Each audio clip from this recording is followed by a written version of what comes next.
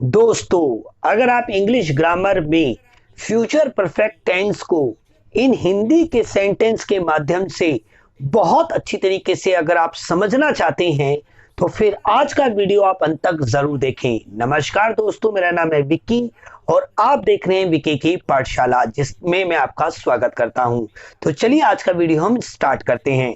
सबसे पहले दोस्तों मैं आपको बताना चाहता हूं कि ये जो फ्यूचर परफेक्ट टेंस होता है इसको पहचाना कैसे जाता है। तो यहाँ पे मैंने पहचान लिख रखी है। अगर क्रिया के बाद चुका होगा, चुकी होगी, चुके होंगे, इनमें से कोई सा भी शब्द देखने को मिलता है तो आप समझ जाइए कि वो फ्यूचर परफेक्ट टेंस है। जैसे कि आपको ये पांचों सेंटेंस में देखने को मिल रहा है। पहले सेंटेंस में लास्ट में क्या है, चुके होंगे। दूसरे में क्या है, चुकी होगी। तीसरे में चुकी होगी। नेक्स्ट चुकी होगी, सब में चुकी होगी है।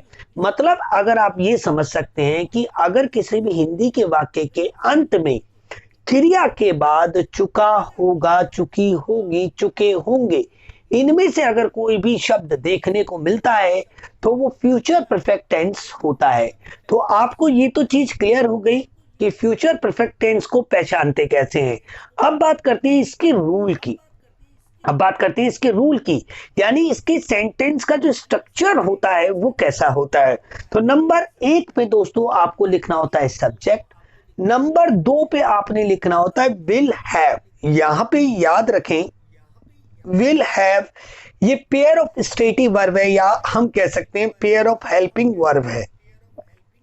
तीसरे नंबर पे आपको लिखना है third form of the verb. देखिए दोस्तों, प्रेजेंट परफेक्ट हो, पास्ट परफेक्ट हो या फिर फ्यूचर परफेक्ट हो, तीनों परफेक्ट टेंसेस में हमेशा वर्ब की थर्ड फॉर्म का ही प्रयोग किया जाता है। चौथे नंबर पे आपने लिखना होता है ऑब्जेक्ट और पांचवें नंबर पे लिखना होता है remaining part of the sentence यानी एक्स्ट्रा। अब ये तो सिंपल का रूल है। अगर आपको नेगेटिव बनाना होता है तो याद रखना है कि ये जो पेयर ऑफ हेल्पिंग वर्ब दे रखा है जो कि विल हैव है, इसके बीच में नॉट लिखना होता है। या हम ऐसे भी कह सकते हैं कि पहली स्टेटिव वर्ब के बाद अगर आप नॉट लिख देते हैं तो वो नेगेटिव बन जाता है। और दूसरी बात दोस्तों, अगर आप इंटरोगेटिव बनाना चाहते हैं तो इसी पहली स्टेटिव वर्ब को आपने क्या करना है, सब्जेक्ट के पहले ले आना है, यानी विल सब्जेक्ट प्लस हैव। तो आपको यहां पे ध्यान देने योग्य बात यह है कि अगर आप विल के बाद नॉट लिखोगे तो बन जाएगा नेगेटिव, और इसी विल को अगर आप सब्जेक्ट से पहले ले आओगे तो बन जाएगा इंटरोगेटिव। अभी मैं आपको ये चीज सेंटेंस के माध्यम से बहुत ही अच्छे तरीके से समझाता हूं। तो चलिए वीडियो को आगे बढ़ाते हैं। और पहला जो सेंटेंस है इसे मैं बनाऊंगा यहाँ पे सिंपल, नेगेटिव और इंटरोगेटिव तीनों मैं आपको बताऊंगा। और दोस्तों वीडियो के अंत तक जरूर बने रहें, क्योंकि लास्ट में मैं आपको इस वीडियो के अंत में प्रेजेंट परफेक्ट, पास्ट परफेक्ट और फ्यूचर परफेक्ट, इन तीनों परफेक्ट में कंपैरिजन करके दिखाऊंगा और कैसे आप प्रेजेंट परफेक्ट से पास्ट परफेक्ट और फ्यूचर परफेक्ट में कन्वर्ट कर सकते हो किसी भी सेंटेंस को। ये चीज मैं आपको एक ट्रिक के माध्यम से बताऊंगा। तो दोस्तों मेरी आपसे रिक्वेस्ट है, वीडियो जरूर अंत तक देखें। आधे घंटे का वीडियो होने वाला है, बट इस वीडियो को अगर आप पूरा देख लेते हैं तो यकीन मानिए आपको बहुत ज्यादा फायदा होगा। चलिए स्टार्ट करते हैं। तो दोस्तों किसी भी हिंदी के सेंटेंस को इंग्लिश में ट्रांसलेट करने के लिए हमें 3 स्टेप को फॉलो करना होता है। पहले स्टेप में हमें क्या करना होता है भाई, सब्जेक्ट ढूंढना होता है, ऑब्जेक्ट ढूंढना होता है, वर्ब ढूंढनी होती है और remaining part of the sentence यानी एक्स्ट्रा ढूंढना होता है। भाई सब्जेक्ट क्या है, ऑब्जेक्ट क्या है, वर्ब क्या है, एक्स्ट्रा क्या है, इन्हें कैसे ढूंढते हैं। इस प्लेलिस्ट में जो आई बटन पे आपको दे रखी है उसमें प्रेजेंट परफेक्ट टेंस है ना, प्रेजेंट इंडेफिनिट टेंस जो है उसको देख लीजिए। मैंने 50 मिनट का वीडियो बनाया है, उसमें उसको देखने के बाद आपको ये ढूंढने में कोई दिक्कत नहीं होगी। इस वीडियो में भी आपको मैं कोशिश करूंगा सिखाने की। दूसरे स्टेप में आपको क्या करना होता है, टेंस में आइडेंटिफाई करना होता है यानी पहचानना होता है। तीसरे स्टेप में दोस्तों आपने रूल के अकॉर्डिंग टू द रूल आपने उस सेंटेंस को बनाना होता है। अब इन तीनों स्टेप का प्रयोग करके दोस्तों मैं इस सेंटेंस को इंग्लिश में बना के दिखाता हूं। भाई तुम कल अपना कार्य पूरा कर चुके होगे, ये एक वाक्य है हिंदी का, इसमें मुझे कर्ता ढूंढना है। कर्ता कौन होता है? जो कार्य को करता है, यानी यहाँ पे कार्य को करने वाला कौन है? तुम। और ढूंढने का तरीका क्या है कि कौन लगा के आप क्वेश्चन पूछे, कौन कल अपना कार्य पूरा कर चुका होगा, तो आंसर आएगा कौन। तो कौन हो गया हमारा कर्ता। अब कर्म क्या होता है दोस्तों? कर्म हमें 3 शब्दों से मिलता है। क्या, किसको, कहां से। सबसे पहले आपने क्या का प्रयोग करना है। तुम कल अपना क्या पूरा कर चुके होगे? तुम कल अपना क्या पूरा कर चुके होगे? अपना कार्य। अपना कार्य ये बोलेंगे आप, अपना ऑब्जेक्ट। पूरा करना ये है हमारी वर्ब। तो देखिए, सब्जेक्ट ढूंढ लिया, ऑब्जेक्ट ढूंढ लिया, वर्ब ढूंढ लिया। अब ये जो कल है ना दोस्तों, ये है हमारा एक्स्ट्रा। क्लियर? अब हमारा पहला स्टेप हो गया कंप्लीट। दूसरे स्टेप में हमें क्या करना है? आइडेंटिफाई करना है। तो भाई पूरा करना, पूरा करना ये हमारा मूल रूप होता है क्रिया का। इस ना की जगह पे आप देखिए क्या आ रहा है? चुके होंगे, जो कि आपको बता रहा है कि ये फ्यूचर परफेक्ट टेंस है। ठीक है, तो हमारा दूसरा स्टेप भी कंप्लीट हो गया। तीसरे स्टेप में आपने क्या करना है? आपने रूल के अकॉर्डिंग बनाना है। और रूल क्या है कि भाई सबसे पहले आपने क्या लिखना है? सब्जेक्ट पहले नंबर पे, दूसरे नंबर पे आपने विल हैव लिखना है, तीसरे नंबर पे दोस्तों आपने क्या लिखना है? वर्ब की थर्ड फॉर्म, चौथे नंबर पे आपने ऑब्जेक्ट, और पांचवें नंबर पे आपने लिखना है एक्स्ट्रा। 5 स्टेप है, पांच हमें तरीके हैं। तो यहाँ पे एक बहुत ही इंपॉर्टेंट बात दोस्तों मैं आपको बताना चाहूंगा। तो ये आपको क्लियर हो गया होगा। मैं इसको बना के दिखाता हूं आपको। तो सबसे पहले सब्जेक्ट क्या है? सब्जेक्ट है हमारा यू, मैंने यू लिखा। विल हैव, मैंने क्या लिखा? Will have. मैं आपको एक बात बताना चाह रहा था, तो मैं थोड़ा सा भूल गया था, तो अब बताता हूं, जरा देखिए। अगर हम फ्यूचर इंडेफिनिट की बात करें तो क्या प्रयोग होता है? विल। फ्यूचर कॉन्टिन्यूअस की बात करें तो क्या होता है? Will be. और फ्यूचर परफेक्ट की बात करें तो होता है विल हैव। और अगर हम फ्यूचर परफेक्ट कॉन्टिन्यूअस की बात करें, जो इसके बाद में आपको बताऊंगा, तो विल हैव बीन होता है। तो आप ऐसे याद रखें, will indefinite, will be continuous, will have perfect, और will have been perfect continuous. तो दोस्तों ये थोड़ा सा लॉजिक है फ्यूचर के टेंसेस को समझने का। तो हमने लिखा यू विल हैव। देखिए, काम पूरा करने का मतलब होता है कंप्लीट, और कंप्लीट की थर्ड फॉर्म होती है कंप्लीटेड। तो you will have complete your. अब देखो, अपने के लिए क्या आएगा? अपना। तो यहां पे कर्ता कौन है? तुम। तुमको इंग्लिश में क्या कहते हैं? योर। और योर का पॉजेसिव एडजेक्टिव क्या होता है? योर। क्या होता है? योर। तो मैंने लिखा you have complete your work. Work कल को हम क्या बोलेंगे? आने वाले कल को टुमारो बोलेंगे। तो देखिए दोस्तों, पहला सेंटेंस बन गया। सेंटेंस बना कि you will have complete your work tomorrow. अब इसको आपको नेगेटिव बनाना है। तो नेगेटिव बनाने का मैं आपको एक सिंपल सा लॉजिक बताता हूं, बहुत ही सिंपल लॉजिक, कि भैया आपने याद रखना है कि जो आपकी पहली हेल्पिंग वर्ब है, जो कि आपको स्टेट के बारे में जानकारी देती है, ये बताती है कि ये प्रेजेंट है या पास्ट है या फ्यूचर है। पहली स्टेटिव यानी फर्स्ट स्टेटिव वर्ब के बाद आपने लिखना होता है नॉट। क्या लिखना होता है? नॉट। और वो सेंटेंस बन जाता है नेगेटिव। जैसे you will not have completed your work tomorrow, ये बन गया नेगेटिव। इंटरोगेटिव बनाना है, इसी पहली स्टेटिव वर्ब को आपने क्या करना है? सब्जेक्ट से पहले लिख देना है। इससे बाद अगर आप नोट लिखोगे तो बन जाएगा नेगेटिव, और इसी को अगर आप सब्जेक्ट से पहले कर दोगे तो बन जाएगा इंटरोगेटिव। जैसे मैंने लिखा will you have completed your work tomorrow. क्या तुम कल अपना कार्य पूरा कर चुके होगे? तो विल पहले आ गया दोस्तों। बहुत ही सिंपल सी बात। मैं उम्मीद करता हूं कि आपको ये पहला सेंटेंस समझ में जरूर आया होगा। अगर आया है तो दोस्तों मेरी आपसे रिक्वेस्ट, वीडियो को लाइक करना बिल्कुल भी ना भूलें, क्योंकि आपका एक लाइक, एक सब्सक्राइब और एक शेयर मुझे मोटिवेट करता है दोस्तों आपके लिए वीडियो बनाने के लिए। जब आप मेरे वीडियोस को लाइक नहीं करते हो तो मेरा मूड ऑफ हो जाता है और फिर मेरा वीडियो बनाने का मन नहीं करता है। तो इसलिए मेरी आपसे रिक्वेस्ट है कि मैं भी आपके लिए काफी मेहनत करता हूं, और अगर आपको मेरे वीडियो अच्छे लगते हैं तो वीडियो को लाइक करके जरूर जाया करें। चलिए अब दूसरे सेंटेंस में बढ़ते हैं अपने। तो दूसरा सेंटेंस है हमारा कि मेरी बहन 12वीं कक्षा पास कर चुकी होगी। फ्यूचर कॉन्टिन्यूअस है दोस्तों, फ्यूचर परफेक्ट है, सॉरी। तो हमें सेंटेंस, इन तीनों सेंटेंस को हमें क्या करना है, इंग्लिश में ट्रांसलेट करना है। तो 3 स्टेप मैंने आपको बताया। पहले स्टेप में हमें सब्जेक्ट ऑब्जेक्ट वर्ब और एक्स्ट्रा ढूंढना होता है। तो देखिए सबसे पहले हमारा सब्जेक्ट कौन है, मेरी बहन, क्योंकि कार्य को करने वाला कौन है, मेरी बहन। क्या पास कर चुकी होगी, 12वीं कक्षा, ये हो गया ऑब्जेक्ट। पास करना ये हो गई दोस्तों हमारी वर्ब। पहला स्टेप कंप्लीट। अब दूसरे स्टेप में हमें क्या करना होता है, आइडेंटिफाई करना होता है। तो पास करना, पास करना, इस ना की जगह पे क्या आ रहा है, चुकी होगी, जो कि फ्यूचर परफेक्ट टेंस की तरफ इशारा कर रहा है। अब भाई हमारे 2 स्टेप कंप्लीट। तीसरे स्टेप में हमें क्या करना है, रूल के अकॉर्डिंग बनाना है। तो रूल क्या कहता है कि सबसे पहले आप सब्जेक्ट लिखें। सिंपल सेंटेंस की बात कर रहा हूं, माई सिस्टर, मैं लिखा माई सिस्टर। फिर क्या आएगा, विल हैव। दूसरे नंबर पे क्या लिखना है, हमें विल हैव लिखना है। फिर तीसरे नंबर पे हमें क्या लिखना है, वर्ब की थर्ड फॉर्म। पहले सब्जेक्ट आता है, फिर स्टेटिव वर्ब आती है, फिर मेन वर्ब आती है। या आप ऐसे भी कह सकते हैं कि पहले सब्जेक्ट आता है, फिर हेल्पिंग वर्ब आती है, फिर मेन वर्ब आती है। हमेशा हेल्पिंग वर्ब मेन वर्ब से पहले आती है, इस बात को ध्यान रखें। My sister will have pass, pass इसकी फर्स्ट फॉर्म होती है, और थर्ड फॉर्म बनाने के लिए करना होता है पास्ट। क्या करना होता है, पास्ट।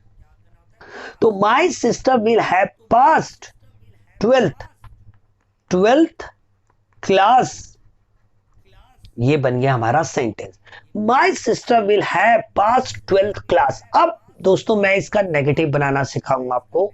तो मैंने भी आपको लॉजिक बताया कि पहली स्टेटिव वर्ब यानी पहली हेल्पिंग वर्ब के बाद अगर आप नॉट लिखोगे तो नेगेटिव बन जाएगा, और इसे पहले ले आओगे सब्जेक्ट से पहले तो बन जाएगा इंटरोगेटिव। जैसे एग्जांपल दूं मैं आपको, माय सिस्टर, मैंने लिखा my sister will not have past 12th class, बना दिया मैंने। इंटरोगेटिव बनाऊं तो मैं लिखूंगा will my sister, will my sister have past 12th class, interrogative भी बन गया।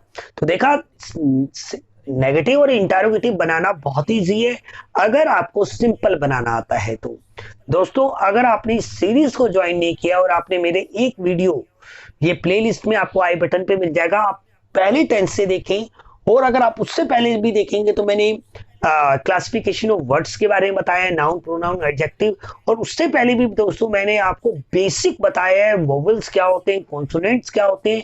यानी अगर आप इंग्लिश सीखना चाहते हैं, मैंने शुरुआत से बताई है हर एक चीज। तो इसलिए दोस्तों इस चैनल को सब्सक्राइब करना बिल्कुल भी ना भूलें। और जो विद्यार्थी गांव देहात के हैं और जिनकी इंग्लिश काफी कमजोर है और उन्हें इंग्लिश बिल्कुल भी समझ में नहीं आती है, तो दोस्तों प्लीज उन लोगों को ये चैनल का लिंक जरूर शेयर करें, ये मेरी आपसे रिक्वेस्ट है। तो अब बढ़ते हैं हम अपने तीसरे सेंटेंस की तरफ। देखिए तीसरा सेंटेंस है हमारा, सीमा परसों गांव पहुंच चुकी होगी। सीमा परसों गांव नहीं पहुंच चुकी होगी। क्या सीमा परसों गांव पहुंच चुकी होगी, यानी सिंपल, नेगेटिव और इंटरोगेटिव बनाना है। तीनों को कैसे बनाएंगे, बहुत ही सिंपल। आप अपना नियम ना तोड़ें, तीनों स्टेप कंप्लीट करें। शुरुआत में सबसे पहले क्या करना है, सब्जेक्ट ऑब्जेक्ट वर्ब ढूंढना है। तो कौन, सीमा, कहां, गांव, पहुंचना वर्ब, हमारा सब्जेक्ट हो गया। परसों हमारा क्या है, एक्स्ट्रा है दोस्तों। पहुंचना, देखिए पहुंचना, इस ना की जगह पे क्या आ रहा है, चुकी होगी, जो कि साफ साफ आपको बता रहा है कि ये प्रेजेंट और सॉरी फ्यूचर परफेक्ट है। तो मैंने लिखा सीमा। देखिए कुछ विद्यार्थियों को सीमा हो, सुरेश हो, यानी हिंदी नामों को लिखने में भी दिक्कत होती है। उन्हें ये नहीं समझ आता कि यहाँ पे बड़ी के लिए डबल ई आएगा या आई आएगा। दोस्तों मैंने ये तक आपको बता रखा है अपने इस चैनल पे। आपको आई बटन पे जो प्लेलिस्ट मिलेगी ना, उसका जो पहला वीडियो अगर आप देखेंगे, पहला दूसरा, इसी के बारे में मैंने बता रखा है, वोवेल्स के बारे में और कॉन्सोनेंट के बारे में, और कब हम बड़ी के लिए आई का प्रयोग करते हैं, कब हम बड़ी के लिए डबल ई का प्रयोग करते हैं, इन सब बातों को मैंने उस वीडियो में बहुत ही अच्छे तरीके से समझाया है। तो मेरी आपसे रिक्वेस्ट है कि उन वीडियो को आप जरूर देखें। तो मैंने लिखा सीमा, आप क्या लिखेंगे, हम दूसरे नंबर पे विल हैव, ठीक है। पहुंचने के लिए हम वर्ड इस्तेमाल करते हैं रीच और अराइव। तो रीच आप वर्ड इस्तेमाल करें यहाँ पे, तो देखिए रीच, ये हो गया रीच, थर्ड फॉर्म बना दिया, क्या हो गया reached. Seema will have reached गांव, Seema will have reached at village, village परसों। अब देखिए बहुत सारे विद्यार्थियों को ये तो पता है कि भाई आज को हम बोलते हैं टुडे, बीते हुए कल को बोलते हैं यस्टरडे, आने वाले कल को बोलते हैं हम टुमारो, ये तो सभी को पता है, ये ज्यादातर पता है। बट आने वाला परसों और बीता हुआ परसों को आपको नहीं पता होता। तो देखिए बहुत ही सिंपल है, टुमारो आफ्टर का मतलब होता है आने वाला परसों, और बिफोर यस्टरडे का मतलब होता है बीता हुआ परसों। देखिए बिफोर का मतलब पहले होता है, इसलिए यस्टरडे से पहले लगाया गया, और आफ्टर का मतलब होता है बाद में, तो इसलिए टुमारो के बाद आफ्टर लिखा गया है। टुमारो आफ्टर का मतलब है आने वाला परसों, और मैंने कहा बीते हुए परसों की बात करें तो यहां पे हमें याद रखना है कि बिफोर यस्टरडे, ये बात आपको याद रखनी है। और आज रात को हम बोलते हैं टू नाइट, ये भी याद रखें। बीती हुई रात को हम बोलते हैं लास्ट नाइट, और आने वाली रात को हम बोलते हैं नेक्स्ट नाइट। तो ये मैं आपकी वोकैबुलरी बढ़ाने की कोशिश कर रहा हूं, क्योंकि ये सारी बातें आपको पता होनी चाहिए।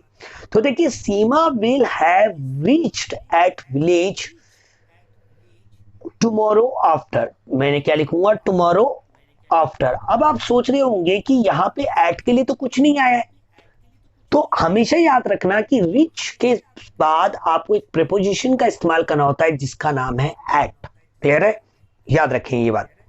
तो अब इसका नेगेटिव बनाना है। देखिए अब नेगेटिव बनाना तो आपके लिए बहुत इजी हो गया। आपने क्या करना है, इस विल को उठाया, इस विल के बाद आपने क्या लिख दिया, नॉट, पीछे आगे सेम सेंटेंस।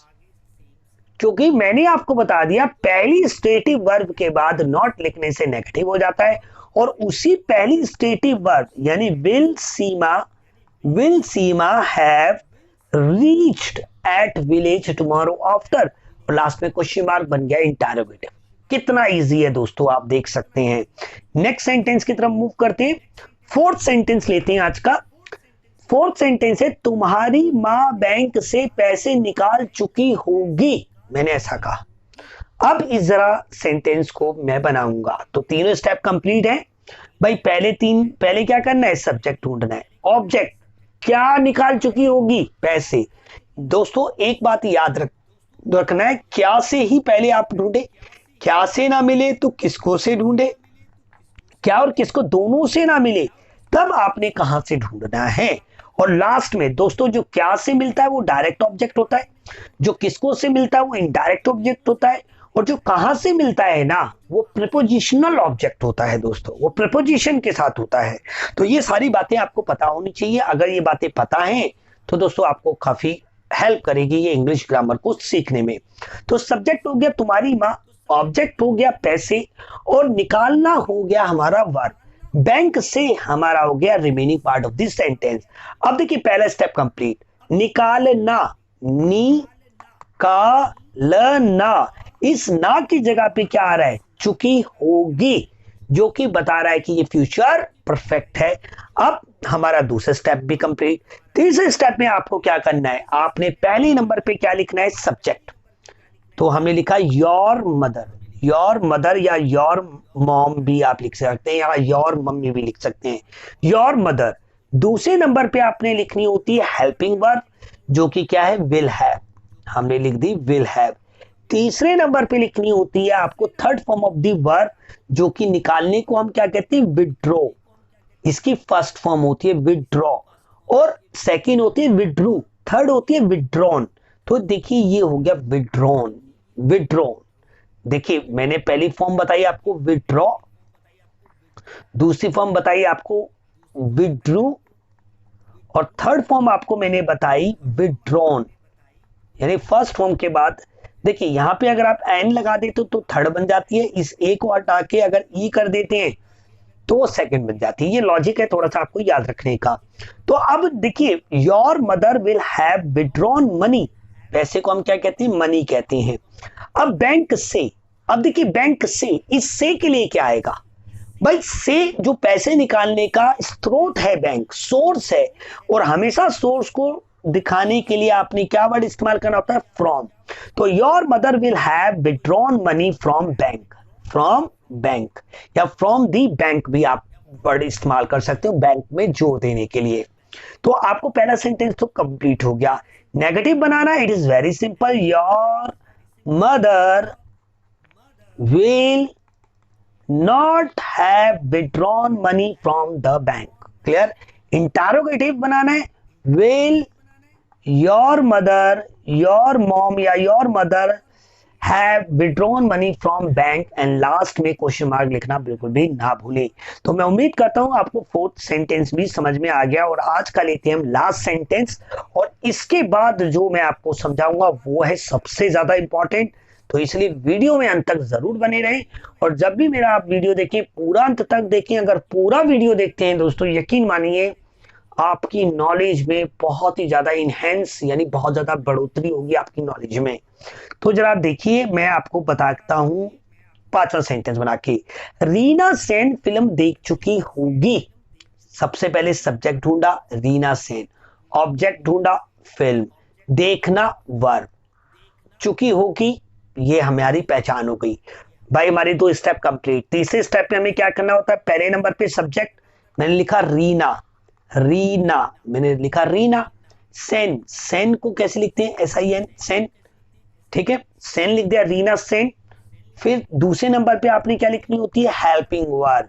दूसरे नंबर पे आपकी क्या आती है, हेल्पिंग वर्ब, जो कि परफेक्ट फ्यूचर परफेक्ट टेंस की कौन सी है, विल हैव। देखने के लिए हम क्या लिखेंगे, वॉच्ड, क्या लिखेंगे, वॉच्ड, क्योंकि टीवी के माध्यम से, देखिए एक होता है वॉच, मैं थोड़ा सा बताना चाहता हूं, एक होता है वॉच और एक होता है सी। वॉच का प्रयोग आप देखने के लिए तब करते हैं जब आप किसी उपकरण के माध्यम से किसी चीज को देखते हैं। जैसे अभी आप मुझे मोबाइल के थ्रू या कंप्यूटर के थ्रू देख पा रहे हैं, है ना, तो you are watching me, you are watching me, आप मुझे देख रहे हैं। बट यदि आप मुझे लाइव देख रहे हो, फेस टू फेस देख रहे हो, तब वर्ड इस्तेमाल होता है सी। तो सी का प्रयोग तब इस्तेमाल किया जाता है जब आप किसी को डायरेक्ट देख रहे होते हो बिना किसी उपकरण के माध्यम से। बट जब आप थ्रू किसी टूल के यानी किसी मीडियम के थ्रू आप किसी चीज को देखते हो, तब आप वॉच करते हैं। अगर आप मूवी की शूटिंग चल रही है और वहां पे शूटिंग पे जाके देख रहे हो, तब आप सीन वर्ड का इस्तेमाल करते हैं। बट हम टीवी के माध्यम से या सिनेमा घर के माध्यम से देखने की बात कर रहे हैं, किसी उपकरण के माध्यम, मीडियम के माध्यम से कर रहे हैं, तभी हमने वॉच वर्ड लगाया। तो Reena Sen will have watched A movie, film को हम मूवी कहते हैं। Is it clear. नेगेटिव बनाना, इट इज वेरी सिंपल, इस विल के बाद हमें क्या करना है, नॉट लिख देना है। और इंटरोगेटिव बनाने के लिए हमें विल को क्या कर देना है, सबसे पहले कर देना है will Reena Sen, will Reena Sen have watched A movie, और लास्ट में क्वेश्चन मार्क लिखना है। बट एक गलती कर जाते हैं कुछ लोग, क्या करते हैं, कुछ विद्यार्थी ऐसा करते हैं कि वो रीना देख के ना हैज लगा देते हैं।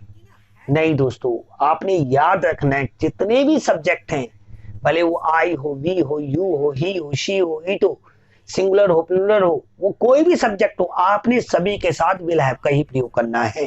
तो अब दोस्तों हम आज का सबसे इंपॉर्टेंट पॉइंट डिस्कस करते हैं।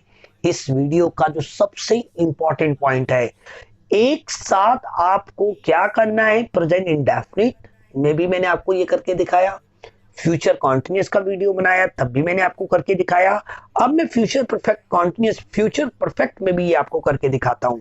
देखिए दोस्तों, यहां पे मैंने लिख रखा है present perfect tense, past perfect tense और फ्यूचर परफेक्ट टेंस। प्रेजेंट की जो पहचान होती है वो होती है चुका है, चुकी है, चुके हैं। पास्ट की पहचान होता है चुका था, चुकी थी, चुके थे। फ्यूचर की होती है चुकी, चुकी होगा, चुकी हो, चुके, सॉरी चुका होगा, चुकी होगी, चुके होंगे। यानी चुका, चुकी, चुके तो बताता है कि ये परफेक्ट है। उनके साथ है लगने से वो बन जाता है वर्तमान, था लगने से बन जाता है वो पास्ट, और होगा, होगी, होगे लगने से वो बन जाता है दोस्तों भविष्यकाल। तो आपने देखा कि मैं वीडियो बना चुका हूं बोलूंगा तो प्रेजेंट परफेक्ट, मैं वीडियो बना चुका था बोलूंगा तो पास्ट परफेक्ट, मैं वीडियो बना चुका हूंगा बोलूंगा तो फ्यूचर परफेक्ट।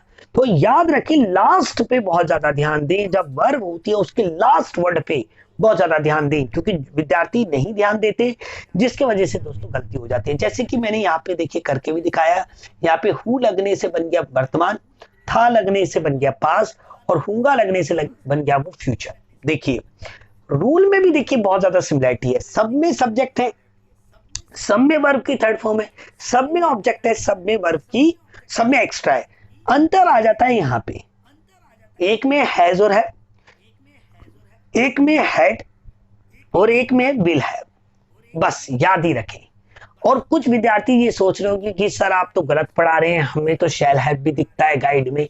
तो भैया शैल का प्रयोग नहीं होता, अब शैल को भूल जाइए आप, अब विल का ही प्रयोग होता है पूरे फ्यूचर में सभी सब्जेक्ट के साथ, भले वो फ्यूचर इंडेफिनिट हो, फ्यूचर परफेक्ट हो, फ्यूचर परफेक्ट कॉन्टिन्यूअस हो, कोई सा भी टेंस हो, आप विल का ही प्रयोग कीजिए बिना हेजिटेशन के, कोई प्रॉब्लम नहीं होने वाली, ग्रामेटिकली बिल्कुल करेक्ट माना जाएगा ये, ठीक है। तो देखिए पहला सेंटेंस में आपको बना के दिखाऊं तो मैं चाय पी चुका हूं प्रेजेंट परफेक्ट, मैं चाय पी चुका था पास्ट परफेक्ट, मैं चाय पी चुका हूंगा फ्यूचर परफेक्ट।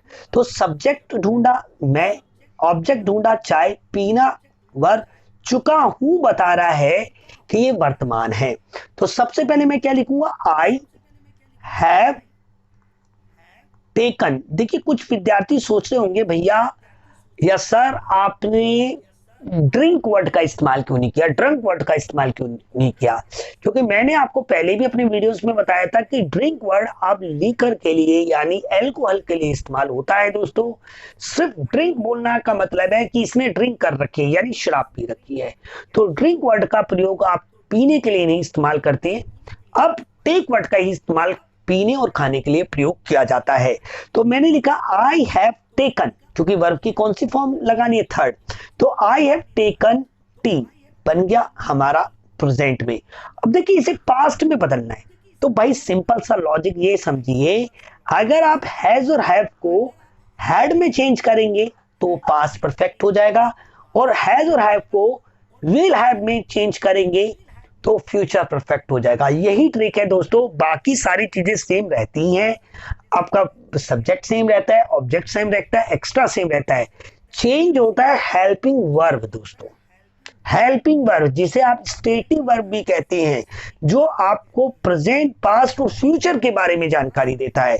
तो अगर मैं इसको ऐसे लिखूं, आई टेकन टी, और इस हैव को मैं हैड में चेंज कर दूं तो ये बन गया पास्ट। क्लियर है? तो I have taken T, I had taken T, और फ्यूचर में बनाएंगे I will have taken T. तो देखा आपने कितना इजी है, आपका फोकस कहां होना चाहिए, हैज और हैव, विल हैव में, यहां पे फोकस होना चाहिए। दूसरे सेंटेंस से आपको और ज्यादा समझ आएगा, तुम कार खरीद चुके हो, तुम कार खरीद चुके थे, तुम कार खरीद चुके होंगे। तो यहाँ पे देखिए हो बता रहा है वर्तमान है, थे बता रहा है पास्ट है, होगे बता रहा है कि फ्यूचर है। क्लियर है? सब में सब्जेक्ट तुम है, सब में ऑब्जेक्ट कार है, और खरीदना सब में वर्ब है, चुके भी सब में तीनों में है, बट हो आ रहा है एक में, थे आ रहा है और एक में हो गया आ रहा है। बस लास्ट में अंतर है दोस्तों जो मैंने रेड कलर से कर रखा है, उसी के वजह से हो के लिए हैज और हैव आएगा, थे के लिए हैड आएगा, और होगे के लिए विल हैव आएगा। तो बहुत ही सिंपल, मैंने लिखा यू हैव, यू के साथ हैव आता है, यू हैव बाउट, क्योंकि बाय की थर्ड फॉर्म होती है bought, you have bought a car. अब देखिए दोस्तों सेम, सब कुछ सेम रख दो, यू लिख दिया, हैव को किस में चेंज करना है, हैड में, बस बन गया past. You had bought a car, clear. अब मुझे इसे फ्यूचर में बदलना है, इट इज वेरी सिंपल। तो देखिए I just need to change have into will have, तो विल लगा देना है बस, will have, you will have bought a car. देखिए इट इज वेरी सिंपल, बस आपने यहां पे फोकस करना है, you must focus on helping verb. Helping verb change, the tense is change. आपने टेंस पे ध्यान देना है, हेल्पिंग वर्ब पे ध्यान देना है। अब जरा देखिए, दीपा दुकान खोल चुकी है, कौन, दीपा, क्या, दुकान, खोलना वर्ब, चुकी है प्रेजेंट कॉन्टिन्यूअस और प्रेजेंट परफेक्ट, चुकी थी पास्ट परफेक्ट, चुकी होगी फ्यूचर परफेक्ट। तो देखिए लास्ट में तो अंतर है, बाकी सब चीज सिमिलरिटी है। तो मैंने सबसे पहले लिखा दीपा, फिर लिखा हैज, क्योंकि Deepa is a singular noun, तो दीपा हैज ओपन, ओपन का मतलब होता है खोलना, थर्ड फॉर्म बनाना, ओपन, क्या है, ओपन, दीपा, दीप लिख दिया, Deepa has open A shop. अब मुझे इसको पास्ट में बदलना है, तो मैं क्या लिखूंगा, Deepa had opened A shop. Future में बनाना है, Deepa will have opened A shop. तो देखा दोस्तों कितना इजी है। एक और सेंटेंस बना के दिखाता हूं और आपका कॉन्फिडेंस बिल्ड होगा। तो देखिए, हम क्रिकेट खेल चुके हैं, हम क्रिकेट खेल चुके थे, हम क्रिकेट खेल चुके होंगे। बहुत ही सिंपल, कौन, हम, ये सब्जेक्ट है, वी हैव प्लेड, वर्ब की थर्ड फॉर्म आएगी, वी हैव प्लेड क्रिकेट। अब देखिए कुछ नहीं करना, इस हैव को पकड़ के आपने क्या कर दिया, हैड कर दिया, इसी हैव को पकड़ के आपने विल हैव कर दिया, बन गई बात। बाकी आगे पीछे सेम है भाई, ठीक है। यानी you have played cricket, you had played cricket, you will have played cricket, that's it. तो देखिए, मैंने जब आपको फ्यूचर इंडेफिनिट बताया था तब भी ये चीज करी थी, फ्यूचर कॉन्टिन्यूअस बनाया तब भी ये चीज आपको बताई। अब फ्यूचर परफेक्ट को नेक्स्ट वीडियो में मैं आपको बताऊंगा उसका, और फिर एक वीडियो बनाऊंगा जिसमें मैं 12 के बारे टेंस कंप्लीट करूंगा। देन उसके बाद दोस्तों मैं आपके लिए स्टार्ट करूंगा पैसिव वॉइस, क्लियर है। तो अब इसको भी बना के दिखाते हैं। हाँ, कुछ विद्यार्थी ये सोच रहे होंगे क्या मैंने इकोनॉमिक्स की वीडियो बनाना छोड़ दी, ऐसा बिल्कुल भी नहीं है।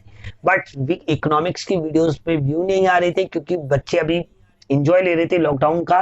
तो मैं अब धीरे धीरे स्टार्ट करूंगा, जो मैंने सीरीज स्टार्ट कर रखी थी भारतीय अर्थव्यवस्था का विकास, उस सीरीज को मैं कैरी करूंगा। अगले 1-2 वीडियो में आपका वीडियो मिल जाएगा। तो वे गेहूं बेच चुके हैं, तो मैं क्या लिखूंगा, they have sold wheats, they have sold wheats, वे गेहूं बेच चुके हैं, क्लियर है। वीट्स लिखूंगा, क्यों, एक दाना नहीं बेचेंगे। इस हैव को क्या करना है, मैंने हैड में बदल देना है, और फ्यूचर में क्या करना है, विल हैव में बदल देना है। आगे पीछे क्या है, सेम। तो दोस्तों आपको ना टेंस अभी तक करवाए गए थे ना, रटवाए गए थे, समझ पैदा नहीं की गई थी, और मैंने अपनी वीडियो से आपके टेंस की समझ पैदा करने की कोशिश की। अगर आपने मेरी पहली वीडियो से लेकर अंत तक देखा होगा ना, तो यकीन मान लीजिए आपको टेंस बहुत इजी लगने लगेगा।